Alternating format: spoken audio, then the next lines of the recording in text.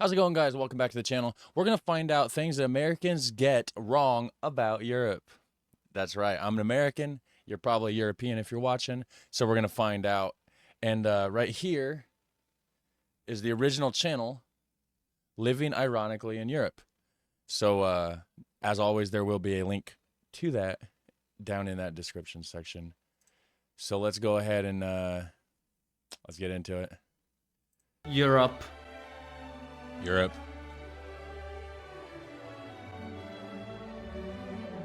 Kom til Birmingham! Kom til Perkele sieltä!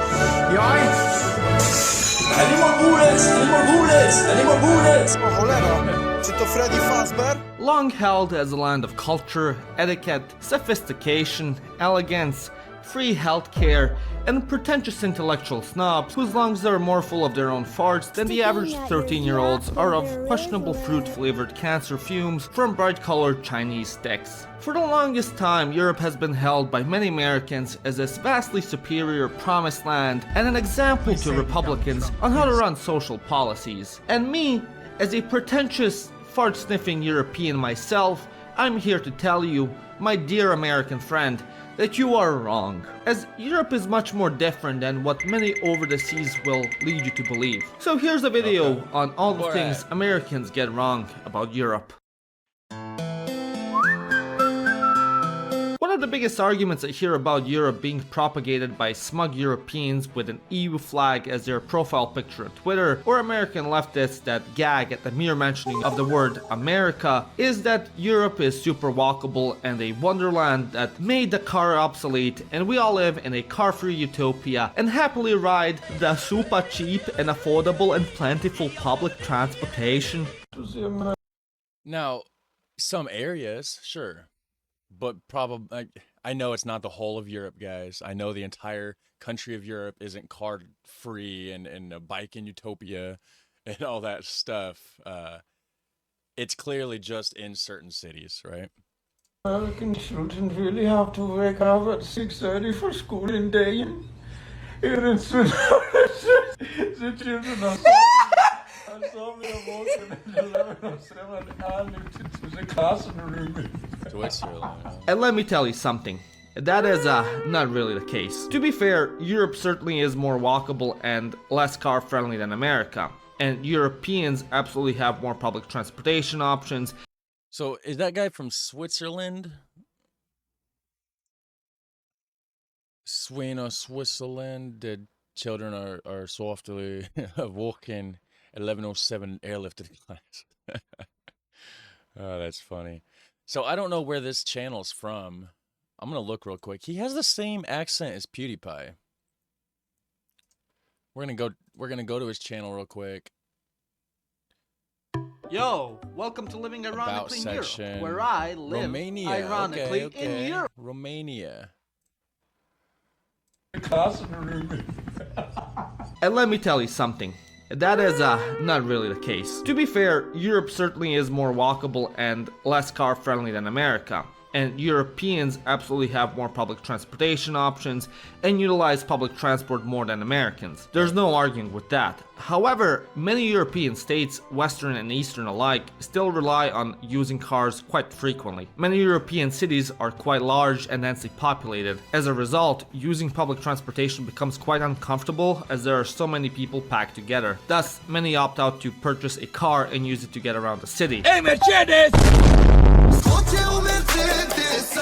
So, Copyright many renowned claims. European cities such as London, Paris, Rome, Athens, and Istanbul, and anywhere else you can think of that has a population of over 1 million, hell, even 500,000, are renowned for having horrendous and congested traffic. Another issue is that if you happen to live in a smaller town or even in a more rural settlement and need to go between cities, your options for public transport get quite limited. As a result, many Europeans still rely on a car as their Yeah, just like here, you know, even if there is public transportation in a city, which a lot of times it's very little if so, right?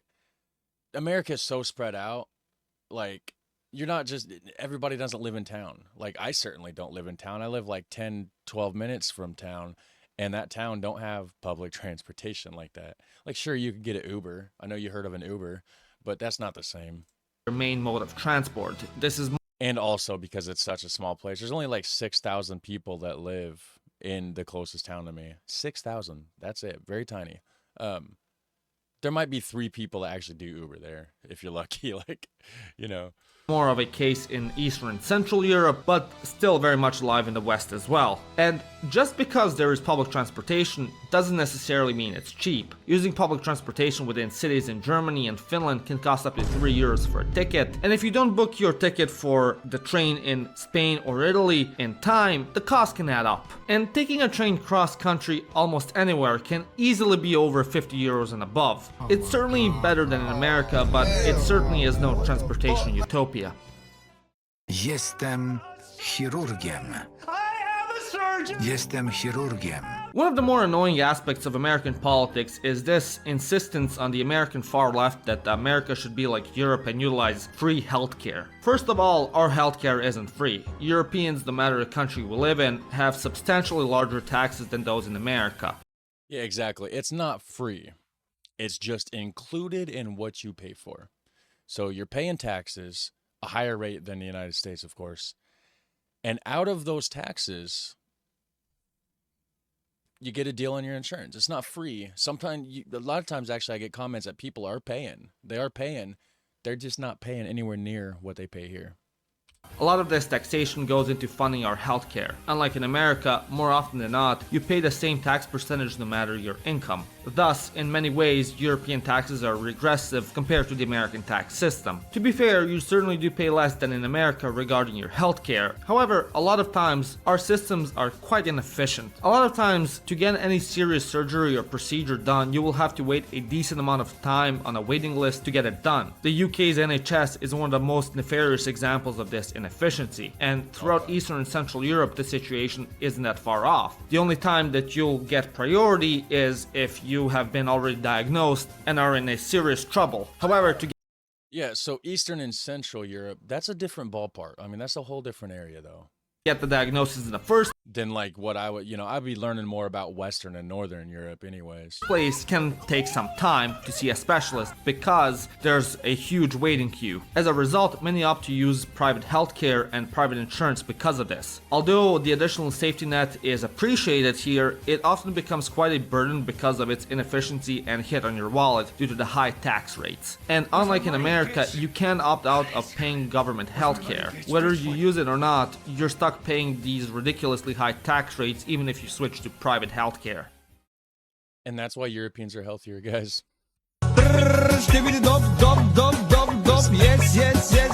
Another thing that Europeans love to gloat about is how they are healthier than those fat American slobs that ride mobility scooters through Walmart to get their government unregulated GMO enhanced cheese from a can. And to be fair, there is some truth to this. I was gonna say, like, what do you mean? Like, that sounds like some people here in America, guys. Maybe not even some, but a lot. Europe has certainly better food regulation, they have more walkable cities, and the governments encourage more healthy activities in the youth. However, on average, 53% of EU citizens are overweight, as their BMI is over 25. In particular, 54% of Germany's population is overweight, 60% of Hungary's, 60% of Czechia's, 65% of Croatia's, 56% of Portugal's, and 58% of Greece's. Now, at what level of overweight are they, though? I mean, randomly paused at this moment. Are they that level of overweight? You see it. I don't think they're on the same level over there. Again, not as bad as the US, but certainly not the flex many think Exactly. it is. Although on average Europeans still have a smaller obesity rate than Americans, Europeans smoke and consume way more alcohol and caffeine than the average American. It is Because of the average, I guess if you go by the average, there's a lot of older people here, religious people that don't drink and smoke, of course. And I feel like America can be more religious than Europe. I don't know. Maybe you're going to roast me in the comments, guys. I already know it. I don't know. It is not uncommon for teenagers to start smoking young, not just in Eastern Europe, but Western as well. Yeah, don't and smoke. for them to also start drinking early and go bar hopping. So yeah, Well, you can buy a beer at 16 in Germany. You have to be 21 here, so there's that. And as far as the smoking goes, I used to be a smoker. I used to smoke a pack of cigarettes a day. I'm so glad I quit, guys. I vape. I got my vape right here. Um, Probably not healthy, but certainly healthier than a cigarette, and it doesn't make your house stink. Yes, Europeans are technically more healthy than Americans, but you give some, you take some. So this one's a bit more niche. Some people think Europe is a country. Yeah, it's not. Clearly, it's not, but it's a region on the planet. As it's not propagated by that many Americans, but still is here and there by the less educated ones. And that is that Europe is one singular cohesive entity with singular policies, goals, and interests, which simply isn't true. Although the EU has unified us in many ways, Europe is still a continent and not a single country with a central federal government. A lot of countries until quite recently were historical enemies with each other. Today, although that is no longer the case, many still do what's best for their own nation and interests and act independently of the others. Exactly. What's the law in one country won't necessarily be true in the other. But you know, the thing about that is, isn't that how the states are here? Every state has its own agenda and every state has its own rules. Even in politics, countries must form coalitions and persuade others to push EU laws, and the process is quite slow and bureaucratic. Although we are much more unified than before, we're definitely not unified as much as America. Finally, we have to talk about America's leftists' favorite talking point, and that is that Europe is a far left progressive paradise. And again, to be fair, European states are more akin to the classic welfare state model. However, they are not socialist or super left, the way American politicians such as Bernie Sanders claim. Many European states have extremely business-friendly laws, despite their high taxes. Sanders, when he praised the socialist system of the Scandinavian countries, actually warranted a response from the Danish government, which proclaimed that they are a free market economy and not a socialist one like he claimed. Private enterprise is encouraged and many hate to be referred to as socialists, especially in Eastern Europe. Although Yeah, right. Especially in Eastern Europe. many nations are LGBT friendly, the average European is arguably more socially conservative than your average American, especially concerning trans rights. For example, Ireland technically only legalized divorce in 1996, and Switzerland fully ratified women's suffrage in 1990. Wow. That's okay. Of course, the big cities are extremely progressive, just like any city on the American coast, yet Europeans in general are still more suspicious of immigrants and foreigners than Americans. It is also quite difficult for immigrants to be accepted by the population. Americans can get pretty skeptical of immigrants around here too, so I don't know how true that one is, guys. If there's any Americans in my audience, let me know what you think about that, but yeah. Assimilation culture in Europe is more lacking than in America, and many immigrants whose families have been here for generations are still regarded as outsiders, be it for the factors of their own making or the factors outside of their control. Just like America. Just ask the average European what he thinks about the gypsies and you'll know what I'm talking about. He's from Romania. Yeah, that's where like a lot of the gypsy culture came from, right? The Romy gypsies. In conclusion, I love the shit out of Europe, and there is a reason I've chosen to make it my home instead of America. But misrepresentation helps no one, and honesty is the best policy. Let me know what you think. What misconceptions about your country/continent bother you? Let me know in the comment section down below. And also, let me know if you'd like me to make a video about misconceptions about America by Europeans. As always, thank you to the members who help and fund and support my work. I do want you to make that video. In fact, great video. Definitely make the one you mentioned at the end. Exclamation mark. Hit comment, give it a like, hit subscribe. You guys should probably do that too. Well, there, so you can see that I did. I must have changed my screen on accident.